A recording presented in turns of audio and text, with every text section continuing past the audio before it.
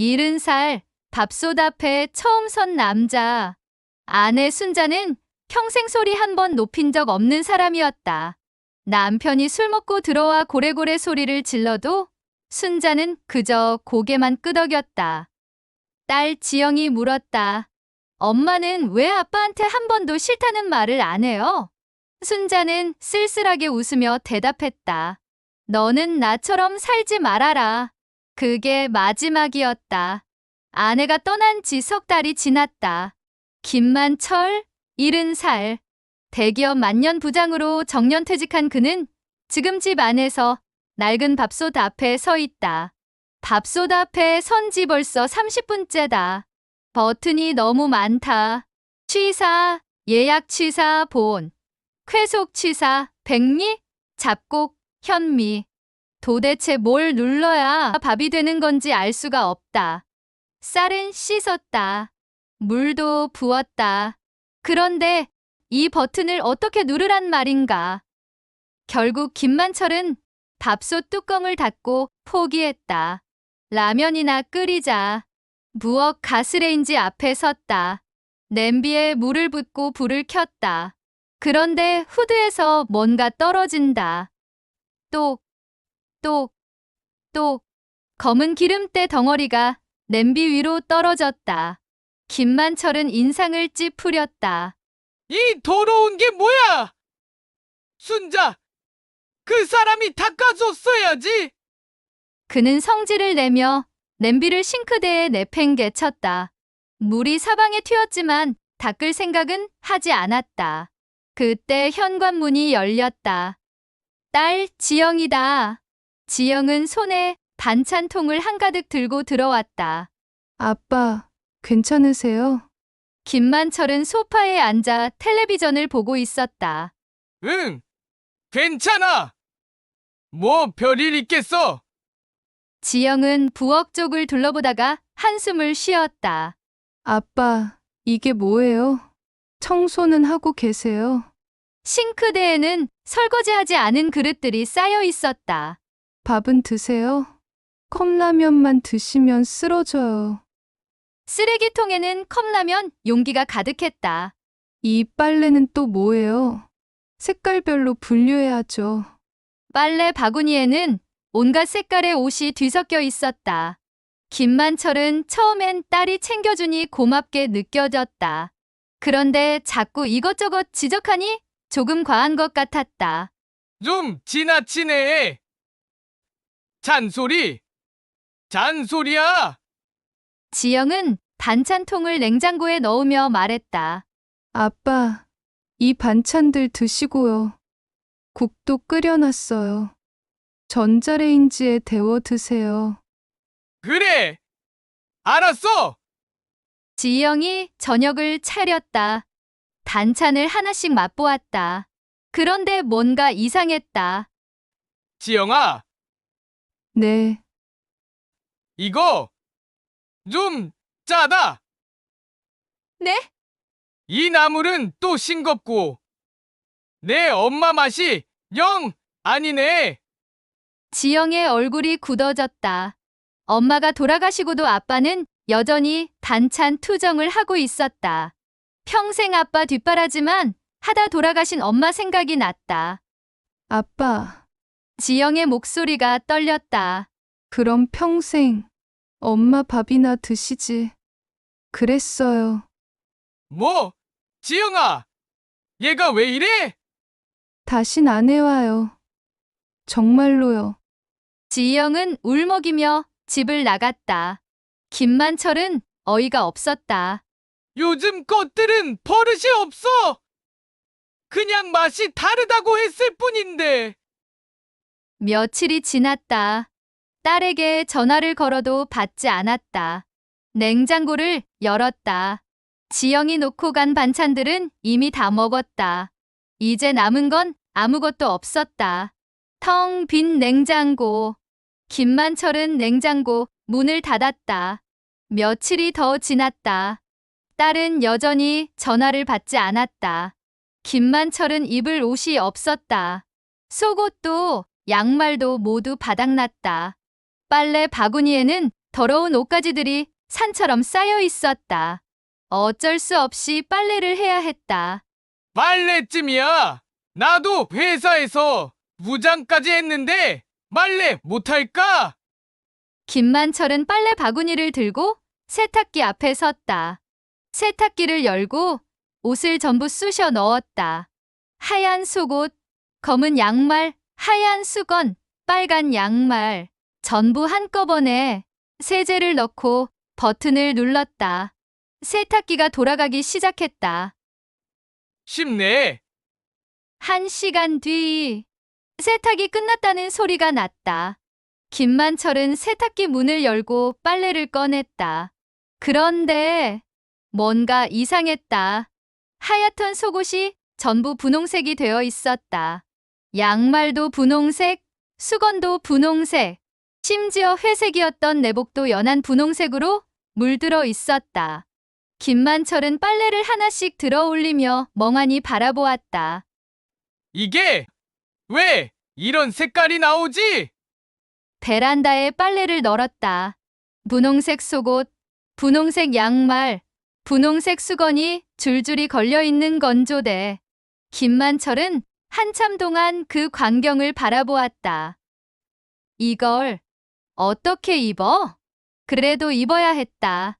다른 옷이 없었다. 저녁이 되었다. 쓰레기를 버리러 나갔다. 검은 봉투에 컵라면, 용기, 음료수병, 과자 봉지를 전부 넣어 들고 아파트 쓰레기장으로 갔다. 쓰레기를 던져 넣으려는 순간 어르신, 뒤에서 목소리가 들렸다. 경비 아저씨였다. 어르신, 이건 종량제 봉투에 넣으셔야죠. 네. 이게요? 네.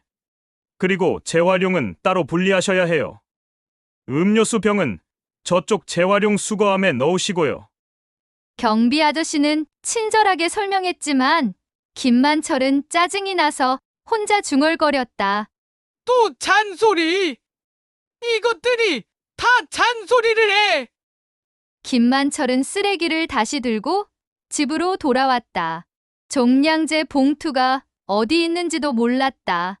다음 날 아침, 냉장고에는 여전히 아무것도 없었다. 컵라면마저 떨어졌다. 입을 옷도 제대로 없었다. 분홍색 속옷을 입을 수는 없었다. 먹을 것도 없고 입을 것도 없다. 김만철은 지갑을 들고 밖으로 나갔다. 그래, 마트나 가자. 동네 슈퍼 앞을 지나가는데 슈퍼 할머니가 문 앞에 서 있었다. 만철 씨! 김만철은 못 들은 척하고 지나가려 했지만 할머니가 불렀다. 만철 씨, 요즘 어떻게 지내세요? 네. 뭐 그냥 지내죠. 혼자 사시니까 힘들겠어요. 잠깐만요. 들어오세요. 할머니는 슈퍼 안으로 들어가더니 김치통을 하나 들고 나왔다. 집에 김치는 있어요? 일로 와요. 김치 줄게요. 혼자 계시는데 김치라도 있어야죠. 김만철은 손을 내저었다. 됐어요. 할머니. 괜찮습니다. 뭐가 괜찮아요? 그냥 가져가세요. 혼자 사시면. 또 잔소리. 김만철은 자기도 모르게 큰 소리를 냈다. 슈퍼 할머니는 깜짝 놀란 표정으로 김만철을 바라보았다. 김만철은 황급히 말을 이었다. 죄송합니다. 할머니, 제가 알아서 한다고요. 할머니는 아무 말 없이 김치통을 도로 들고 슈퍼 안으로 들어갔다. 김만철은 슈퍼를 지나쳐 걸었다. 다들 왜 이러는 거야? 잔소리, 잔소리, 또 잔소리.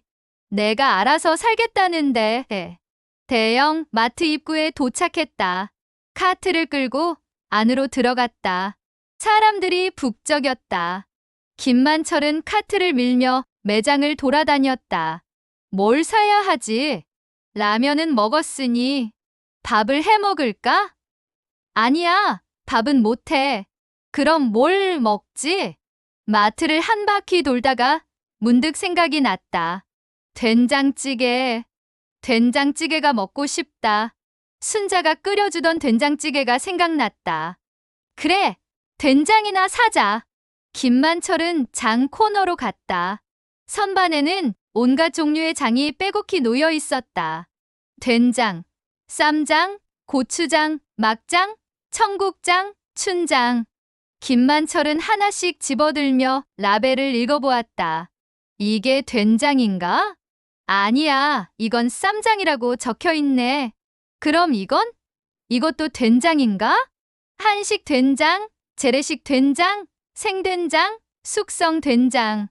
도대체 뭐가 뭔지 알 수가 없었다. 수둔자는 어떤 걸 샀더라? 김만철은 선반 앞에서 한참을 서성였다. 옆을 지나가는 사람들은 능숙하게 장을 집어들고 카트에 담았다. 김만철만 혼자 선반 앞에서 우두커니 서 있었다. 10분이 지났다. 20분이 지났다. 30분이 지났다. 손에는 여전히 아무것도 들려있지 않았다. 마트 직원이 다가왔다. 어르신, 뭐 찾으시는 거 있으세요? 아, 된장 좀. 된장이요? 여기 다 된장인데요. 어떤 된장 찾으세요? 김만철은 대답할 수가 없었다. 직원이 기다렸지만 김만철은 말을 잇지 못했다. 천천히 보세요. 필요하시면 불러주세요. 직원은 다른 곳으로 갔다. 김만철은 다시 선반을 바라보았다. 너무 많다. 그냥 아무거나 사면 되는 거 아닌가? 하지만 손이 나가지 않았다. 잘못 사서 맛이 이상하면 순자는 분명 특정한 된장을 사서 끓였을 텐데. 김만철은 한숨을 쉬었다. 결국 카트를 돌렸다. 된장 없이도 뭔가 먹을 수는 있겠지. 그리고 집으로 돌아왔다. 손에는 컵라면 봉지 하나뿐이었다. 현관문을 열고 들어서니 집 안이 더 쓸쓸하게 느껴졌다. 김만철은 소파에 주저앉았다. 벽에 걸린 달력이 눈에 들어왔다. 오늘이 며칠이지? 달력을 보니 내일 날짜에 동그라미가 쳐져 있었다. 아내가 쳐놓은 동그라미였다. 내일은 내 생일인데 70번째 생일. 김만철은 핸드폰을 꺼냈다. 딸 지영에게 전화를 걸었다. 신호음이 울렸다. 한 번, 두 번, 세 번. 하지만 딸은 전화를 받지 않았다. 김만철은 다시 전화를 걸었다. 역시 받지 않았다. 핸드폰을 내려놓았다. 지영이가 설마 내 생일을 잊었을 리는 없는데 당연히 챙기겠지. 내일 아침이면 전화가 오겠지. 아니면 아예 집에 올 수도 있고. 김만철은 스스로를 안심시켰다. 그래, 지영이가 챙길 거야. 하지만 마음 한구석이 불안했다. 지난번에 반찬 투정했던 일이 생각났다. 지영이가 울면서 나갔던 모습. 혹시 정말로 안 올까? 아니야, 설마. 아무리 그래도 아빠 생일인데. 김만철은 소파에 누웠다. 철원장을 바라보았다. 70번째 생일. 작년 생일엔 순자가 미역국을 끓여줬었다. 떡도 사왔었다. 지영이도 와서 함께 저녁을 먹었다. 그런데 올해는 김만철은 눈을 감았다. 내일 아침이면 괜찮아질 거야. 지영이가 전화할 거야. 다음 날 아침. 김만철은 평소보다 일찍 눈을 떴다. 핸드폰을 확인했다. 새벽부터 지금까지 문자도 없고 부재중 전화도 없었다. 시계를 보니 아침 8시였다. 아직 이르니까 조금 있으면 전화 오겠지. 9시가 되었다. 전화가 없었다. 10시가 되었다. 여전히 아무 연락이 없었다. 11시. 김만철은 핸드폰을 들고 또 확인했다. 아무것도 없었다. 정오가 되었다. 딸은 전화하지 않았다. 김만철은 핸드폰을 식탁 위에 던졌다. 좋아. 내 생일은 내가 챙긴다. 김만철은 부엌으로 갔다. 냉장고를 열었다. 비어 있었다. 그래, 미역국이라도 끓여야지. 생일인데 미역국은 먹어야지. 김만철은 찬장을 뒤졌다. 다행히 마른 미역 한 봉지가 있었다. 마른 미역 봉지를 들고 있는 김만철. 70번째 생일 정오. 딸은 전화하지 않았다. 좋아, 내가 한다. 미역국쯤이야. 끓일 수 있어. 김만철은 큰 냄비를 꺼냈다. 물을 가득 채웠다. 그리고 마른 미역 봉지를 열었다. 바스락. 검은색 마른 미역이 가득 들어 있었다. 얼마나 넣어야 하지? 김만철은 잠시 생각했다. 모르겠다. 그냥 넣자. 마른 미역을 냄비에 전부 쏟아 부었다. 한 봉지 전부. 물속에 마른 미역이 동동 떠다녔다. 이 정도면 되겠지. 김만철은 뚜껑을 덮고 그대로 두었다. 물에 불리면 되는 거 아닌가? 30분이 지났다. 김만철은 냄비 뚜껑을 열었다. 그리고 깜짝 놀랐다. 미역이 엄청나게 불어 있었다. 냄비 가득. 아니, 냄비를 넘쳐 흐를 정도로 검은 미역이 냄비 밖으로 삐져나와 있었다. 이게 왜 이렇게 많아? 김만철은 당황해서 미역을 건져내기 시작했다. 큰 볼을 꺼내 미역을 옮겼다. 하지만 냄비 안에는 여전히 미역이 가득했다. 볼 하나로는 부족했다. 다른 볼을 또 꺼냈다. 그래도 모자랐다. 김만철은 집에 있는 그릇이란 그릇은 전부 꺼냈다. 큰 접시, 작은 접시, 냄비 뚜껑, 심지어 프라이팬까지 온 부엌이 불린 미역으로 가득 찼다. 김만철은 미역 그릇들을 바라보며 멍하니 섰다. 도저히 다 먹을 수가 없는 양이었다. 그는 한참을 고민했다. 그때 번뜩 아이디어가 떠올랐다. 그래, 냉동 보관하면 되지. 먹을 만큼만 먹고 나머지는 얼려두는 거야. 냉장 보관하면 상하니까. 냉동이 답이야. 역시 난 천재야. 김만철은 비닐봉지를 꺼냈다. 불린 미역을 한 움큼씩 비닐봉지에 담았다. 물기를 대충 짜서 봉지에 넣고 묶었다. 하나, 둘, 셋, 넷. 비닐봉지가 점점 쌓여갔다. 10개, 15개, 20개. 냉동실을 열었다. 비닐봉지에 담긴 미역을 하나씩 냉동실에 넣기 시작했다. 꾹꾹 눌러 담았다. 냉동실 칸마다 미역 봉지가 들어갔다. 위쪽, 아래쪽, 문 쪽. 계속 넣었다. 냉동실이 점점 꽉 찼다. 김만철은 미역 봉지를 더 밀어 넣었다. 냉동실 문이 제대로 닫히지 않았다. 그는 힘을 줘서 꾹 눌러 문을 닫았다. 딱, 완벽해. 이제 한동안 미역은 걱정 없겠군. 김만철은 흡족한 표정으로 냉동실 문을 바라보았다. 그리고 부엌을 둘러보았다. 여전히 미역이 담긴 그릇들이 여기저기 놓여 있었다. 이건 어떻게 하지? 결국 그는 미역 한 그릇만 남기고 나머지는 전부 버렸다. 싱크대에 미역을 쏟아붓고 물을 틀었다. 배수구가 막혔다. 김만철은 손으로 미역을 건져내 쓰레기통에 버렸다. 부엌이 미역 냄새로 가득했다. 이제 미역국을 끓여야 했다. 하지만 김만철은 방법을 몰랐다. 미역에 뭘 넣어야 하지? 간장? 된장? 소금? 그리고 고기는? 순자는 분명 소고기를 넣었던 것 같은데. 김만철은 냉장고를 열었다. 소고기는 없었다. 아무것도 없었다. 김만철은 포기했다. 그냥 컵라면이나 먹자. 그는 컵라면을 꺼내 물을 부었다. 부엌 식탁에 앉아 라면을 먹기 시작했다. 주변에는 아직도 미역이 담긴 그릇들이 놓여 있었다. 미역 냄새가 났다. 70번째 생일. 컵라면 하나.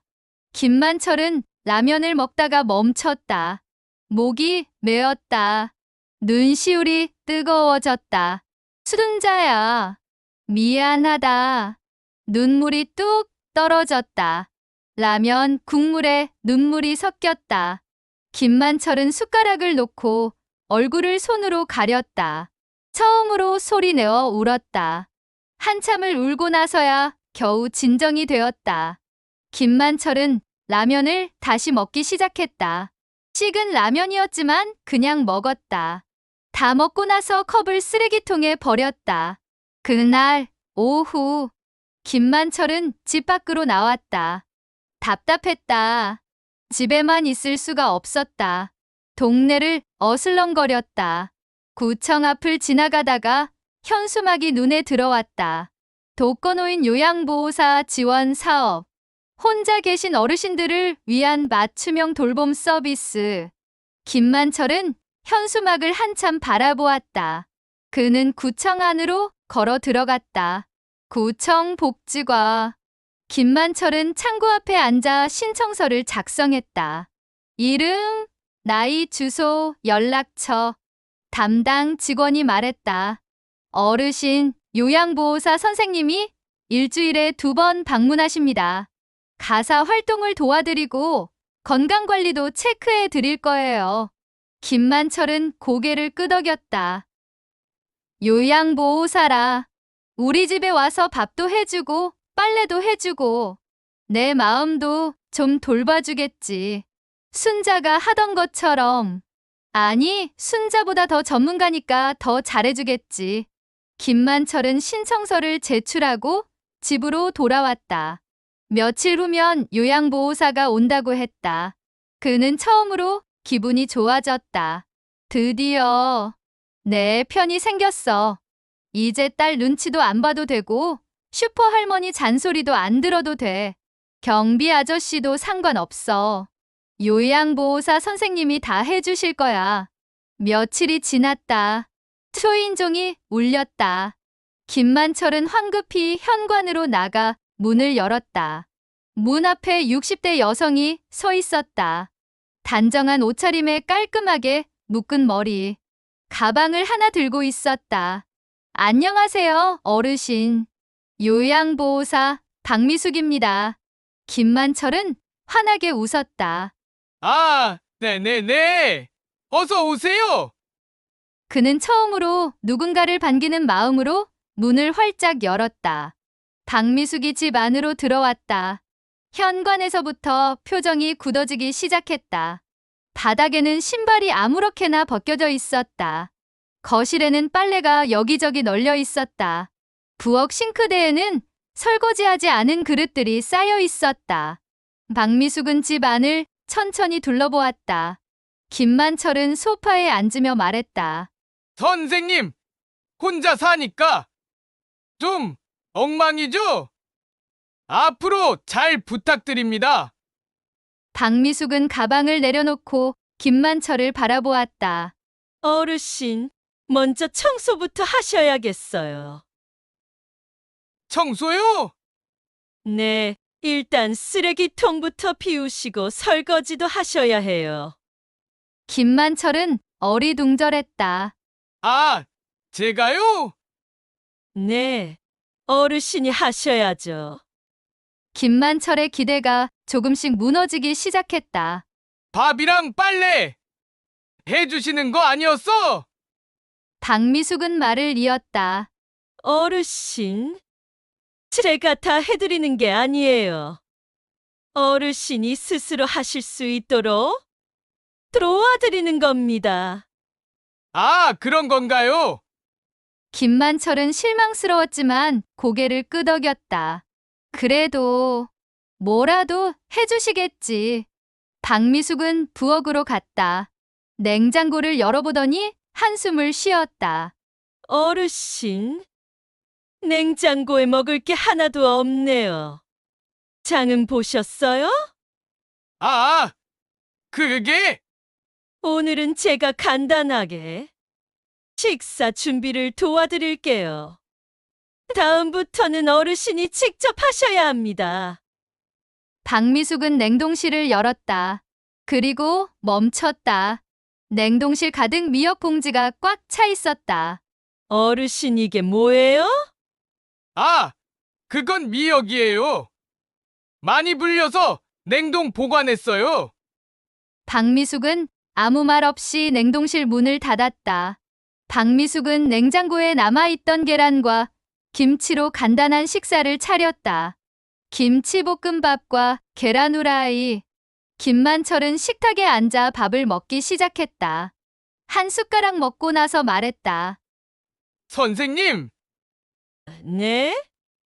우리 어머니는 나물에 참기름을 안 쳤는데 박미숙은 숟가락을 놓고 김만철을 바라보았다. 김만철은 계속 말했다. 그리고 우리 마누라는 김치볶음밥 할 때 멸치를 더 바싹 볶았고요. 박미숙은 숟가락을 탁 내려놓았다. 어르신, 김만철은 깜짝 놀라 박미숙을 쳐다보았다. 저는 어르신 어머님도 돌아가신 사모님도 아닙니다. 저는 선생님이고 어르신은 스스로 사는 법을 배우셔야 합니다.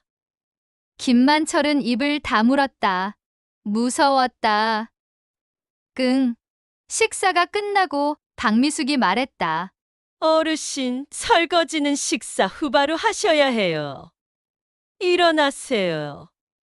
김만철은 천천히 일어나 설거지를 시작했다. 박미숙이 옆에서 지켜보며 말했다. 그릇은 기름기부터 닦으셔야 해요. 네, 수세미는 이렇게 잡으시고 네. 설거지를 끝내고 거실로 돌아왔다. 박미숙이 빨래 바구니를 가리켰다. 어르신, 빨래는 색깔별로 분리하셔야 한다고 몇 번을 말씀드려요? 아, 네. 김만철은 빨래를 분류하기 시작했다. 흰색, 검은색, 색깔 있는 옷. 박미숙이 계속 지시했다. 양말은 따로 빼시고 속옷도 따로요. 네. 1시간이 지났다. 김만철은 쉴 새 없이 이것저것 시키는 대로 했다. 쓰레기 분리수거, 베란다 정리, 화장실 청소. 박미숙은 하나하나 가르쳐주면서도 절대 대신해주지 않았다. 김만철은 무서워서 아무 말도 못했다. 끙. 저녁이 되어 박미숙이 가방을 챙기며 말했다. 어르신, 다음 주에 또 올게요. 오늘 가르쳐드린 거 꼭 기억하세요. 네, 선생님. 현관문이 닫혔다. 박미숙이 떠나고 집은 다시 조용해졌다. 김만철은 소파에 앉아 한참을 멍하니 있었다. 온몸이 쑤셨다. 청소하고 설거지하고 빨래 정리하고 평생 해본 적 없던 일들을 오늘 몇 시간 만에 다 했다. 저녁이 되었다. 조용했다. TV도 켜지 않았다. 거실로 돌아와 소파에 앉았다. 김만철은 그냥 소파에 누워 천장을 바라보았다. 박미숙 선생님 얼굴이 떠올랐다. 무서웠다. 어머니보다 무서웠고 회사 상사보다 무서웠다. 하지만 뭐라고 말할 수가 없었다. 선생님 말이 틀린 건 아니니까. 그리고 문득 아내 생각이 났다. 수둔자는 무섭지 않았어. 이것저것 시키지도 않았고. 그냥 조용히 다 해줬어. 내가 밥 달라면 밥을 주고 반찬 투정하면 다시 만들어주고 한 번도 싫은 소리 안 하고 눈시울이 뜨거워졌다. 수둔자야. 내가 잘못했어. 너 없이는 아무것도 못하겠어. 수둔자야. 미안해. 정말 미안해. 한참을 울고 나니 기운이 다 빠졌다. 김만철은 앞치마를 안은 채로 소파에 그대로 누웠다. 눈이 감겼다. 지쳐서 잠이 들었다. 꿈을 꾸었다. 어디선가 익숙한 목소리가 들렸다. 김만철은 눈을 떴다. 아니, 꿈속에서 눈을 떴다. 집 아니었다. 거실 소파 앞에 누군가 서 있었다. 순자였다. 아내 이순자가 팔짱을 끼고 서 있었다. 김만철은 벌떡 일어났다. 여보, 순자는 아무 말 없이 김만철을 내려다보았다. 평소의 순한 표정이 아니었다. 팔짱을 낀 채로 혀를 찼다. 쯔쯔. 여보! 순자야! 김만철은 다가가려 했다. 순자가 한숨을 크게 쉬었다. 있을 때 잘하지, 이 인간아. 김만철은 그 자리에 얼어붙었다. 순자가 소리를 질렀다. 평생 한 번도 소리 높인 적 없던 순자가. 김만철은 무릎이 꺾였다. 꿈속에서 바닥에 주저앉았다. 미안해, 여보. 내가 잘못했어. 김만철은 아이처럼 울기 시작했다. 나도 그냥 데려가. 나 혼자는 못 살아. 정말 못 살아. 순자는 한참 동안 김만철을 내려다보았다. 김만철이 바닥에 엎드려 울고 있었다. 순자의 표정이 조금씩 누그러졌다. 순자가 앉아서 김만철의 어깨에 손을 올렸다. 아니야. 오빠, 목소리가 부드러워졌다. 오빠는 나 없이도 잘 지낼 수 있어. 김만철이 고개를 들었다. 눈물 범벅인 얼굴로 순자를 바라보았다. 못해. 나는 못해. 순자가 미소를 지었다. 할 수 있어. 오빠가 할 수 있다는 걸 나는 알아. 순자는 김만철의 머리를 쓰다듬었다. 우리 손주들 크는 거 잘 보고, 잘 지켜줘. 지영이도 잘 챙겨주고, 순자의 목소리가 점점 멀어졌다. 나 여기서 기다릴게. 순자가 환하게 웃었다. 그리고 천천히 사라지기 시작했다. 여보! 가지 마! 김만철이 손을 뻗었지만 순자는 이미 사라지고 있었다. 순자야! 김만철은 눈을 떴다. 꿈이었다. 거실 소파에 누워 있었다. 손에는 아내의 앞치마가 들려 있었다. 창밖이 환했다. 아침이었다. 김만철은 일어나 앉았다. 눈물 자국이 얼굴에 말라붙어 있었다. 벽에 걸린 아내 사진을 바라보았다. 사진 속 순자는 환하게 웃고 있었다. 김만철은 한참 동안 그 사진을 바라보았다. 천천히 일어나 사진 앞으로 갔다. 사진을 손으로 쓰다듬었다. 순자야! 고마워. 김만철은 부엌으로 갔다. 테이블 위에 놓인 핸드폰을 집어 들었다. 떨리는 손으로 전화번호를 찾았다. 전화를 걸었다. 신호음이 울렸다. 한 번, 두 번. 박미숙이 전화를 받았다. 여보세요? 김만철은 목소리를 가다듬었다. 박 선생님! 저 김만철입니다. 네. 어르신? 무슨 일이세요? 김만철은 잠시 말을 멈췄다. 그리고 천천히 입을 열었다. 선생님! 미안했소. 나 밥하는 법부터 다시 좀 가르쳐 주시오. 전화기 너머로 박미숙의 목소리가 들렸다. 어르신, 잘 생각하셨어요. 다음 주까지 기다리지 마시고 내일 제가 다시 갈게요. 감사합니다. 선생님! 며칠이 지났다. 김만철은 박미숙 선생님과 함께 조금씩 집안일을 배우고 있었다. 밥 짓는 법, 설거지하는 법, 빨래 개는 법. 서툴렀지만 조금씩 해내고 있었다. 그날 오후 김만철은 박미숙과 함께 동네 산책을 나갔다. 박미숙이 말했다. 어르신, 집에만 계시지 말고 이렇게 걷는 게 건강에 좋아요.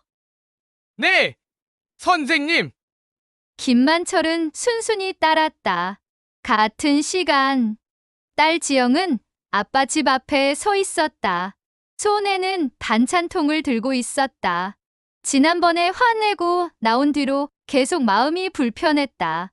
그래도 아빠인데. 지영은 현관 비밀번호를 눌렀다. 문이 열렸다. 집 안으로 들어섰다.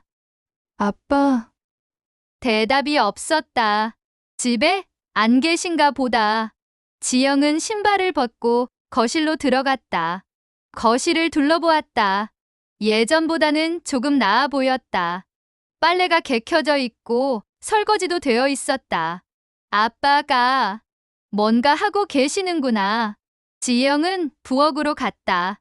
냉장고에 반찬을 넣어두려고 했다. 냉장고 문을 열었다. 안에 반찬이 몇 개 있었다. 그래도 부족해 보였다. 냉동실도 열어보자. 지영은 냉동실 문을 잡아당겼다. 문이 무거웠다. 힘을 줘서 열었다. 순간 멈췄다. 냉동실 안이 온통 비닐봉지로 가득했다. 무슨 봉지지? 지영은 봉지 하나를 꺼냈다. 검은색 무언가가 꽁꽁 얼어 있었다. 다른 봉지도 꺼내보았다. 똑같았다. 모두 검은색으로 얼어붙은 무언가. 미역이었다.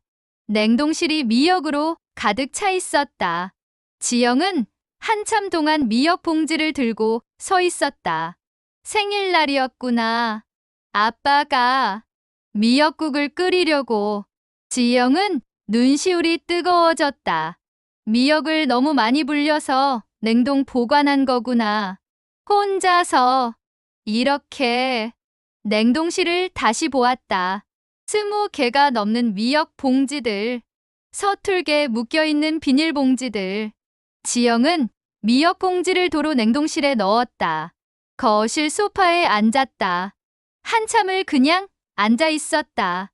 아빠가 이렇게 살고 있었구나. 지영은 지난번 일이 생각났다. 반찬 투정하던 아빠. 그때 내가 너무 화를 냈지. 아빠도 힘들었을 텐데. 엄마 사진이 벽에 걸려 있었다. 지영은 엄마 사진을 바라보았다. 엄마, 미안해요. 아빠를 너무 모질게 대했어요. 지영은 핸드폰을 꺼냈다. 아빠한테 문자를 보낼까? 아니야, 전화를 하자. 아니, 그냥 반찬 놓고 가자. 지영은 다시 핸드폰을 주머니에 넣었다. 메모지를 찾았다. 찬장 서랍에서 메모지와 펜을 꺼냈다. 한참 고민하다가 글씨를 썼다. 아빠, 반찬 해놨어요. 드세요. 짧은 메모였다. 지영은 메모지를 냉장고에 붙이려다가 멈췄다. 그리고 메모를 다시 썼다. 아빠, 반찬 해놨어요. 천천히 드세요. 미역국. 다음에 제가 끓여드릴게요. 메모지를 냉장고에 붙였다. 지영은 집을 나서려다가 한 번 더 뒤돌아보았다. 조용한 집. 아빠가 혼자 사는 집.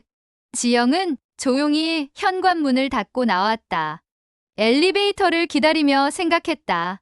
아빠한테 잘해드려야겠다. 엄마가 안 계시잖아.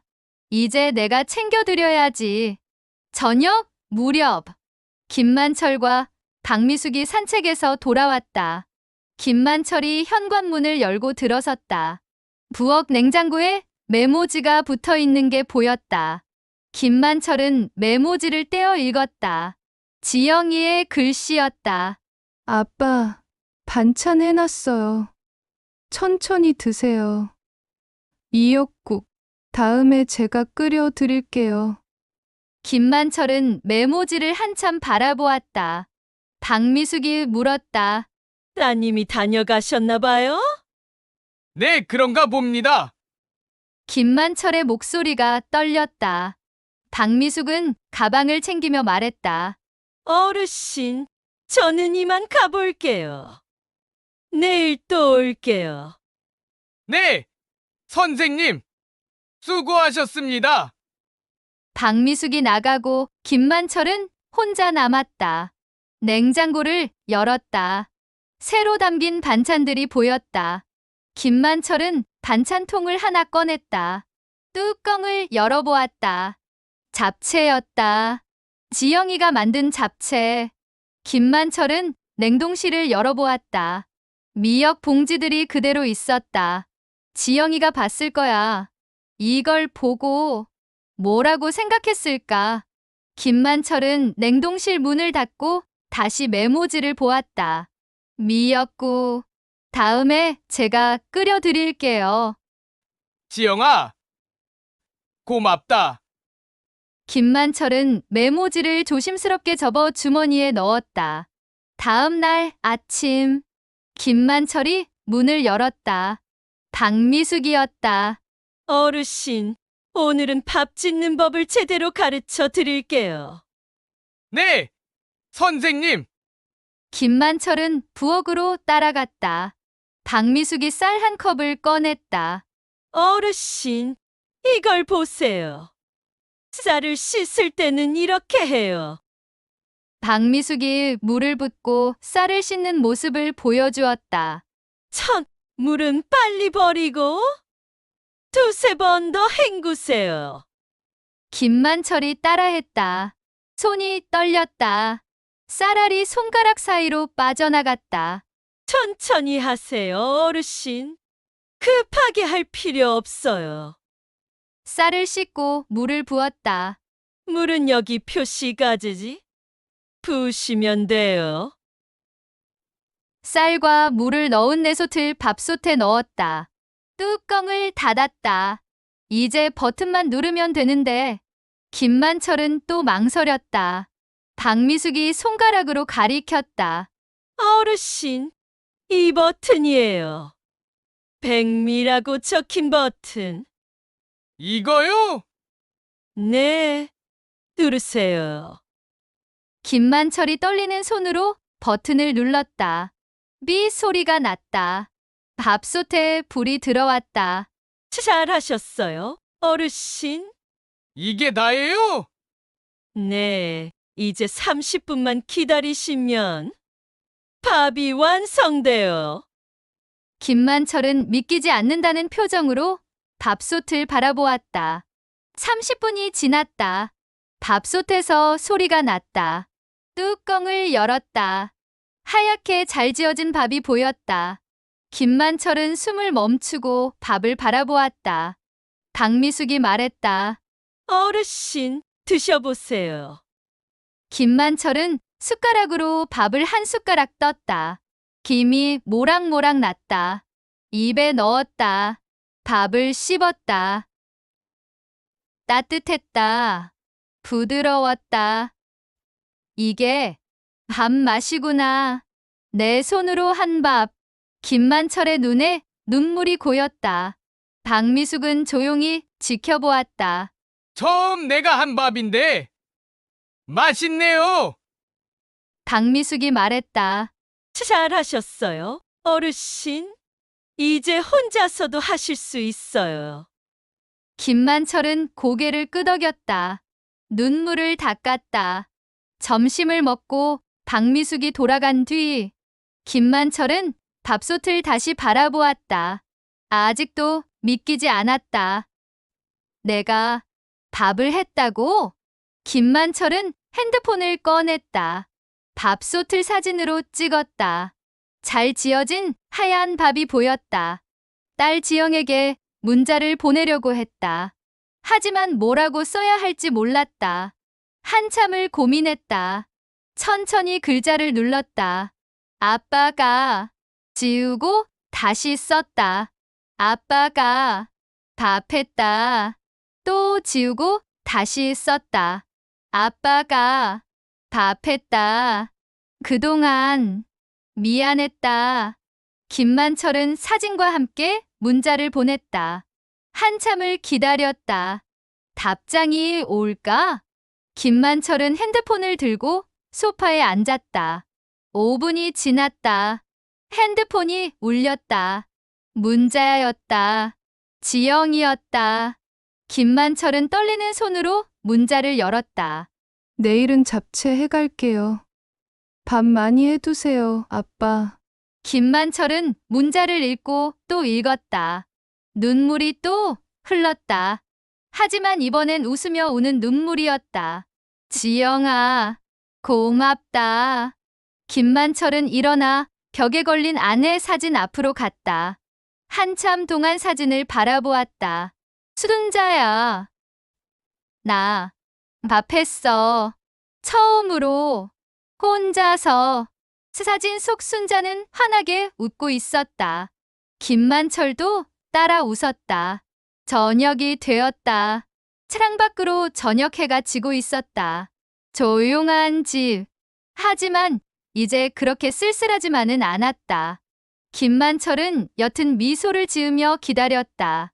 내일은 지영이가 온다. 잡채를 해온다고 했다. 그럼 내가 밥을 지어야지. 김만철은 천천히 일어나 밥솥 앞으로 갔다. 뚜껑을 열었다. 하얗고 따뜻한 밥이 김을 내뿜고 있었다. 김만철은 밥을 보며 혼잣말을 했다. 잘했어, 김만철!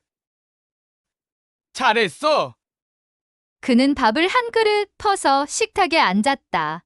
어제 지영이가 해온 반찬을 꺼냈다. 잡채, 김치, 나물. 첫 숟가락을 뜨며 김만철은 생각했다. 70살 신입생. 늦었지만 배울 수 있어. 살아갈 수 있어. 그는 밥을 한 숟가락 입에 넣고 천천히 씹었다. 혼자서 서툴지만 오늘도 밥솥 앞에 선다.